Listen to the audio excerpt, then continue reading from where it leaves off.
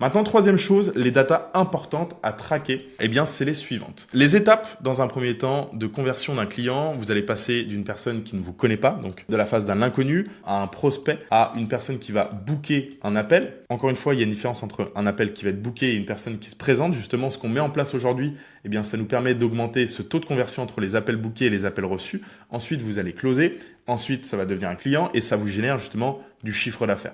Maintenant, nous, ce qui nous intéresse justement, c'est cette data-là. Bien sûr, au niveau de la vente, il y a plein de data à traquer, mais celle qui nous intéresse aujourd'hui, c'est lié aux appels bookés, au taux de conversion entre les appels bookés et les appels reçus. C'est ce qu'on appelle le show-up rate, donc le taux de présence. Comment on le calcule? C'est très simple. On va prendre le nombre de calls bookés, on va le diviser par le nombre de calls reçus, on va le multiplier le tout fois 100 et ça va nous donner justement le taux de présence à nos appels de vente. Maintenant, tout pareil concernant le chiffre d'affaires. Aujourd'hui, comment on calcule son chiffre d'affaires? On prend le nombre d'appels reçus, on le multiplie par le taux de closing, fois le cash collecté, ça nous donne tout simplement notre chiffre d'affaires.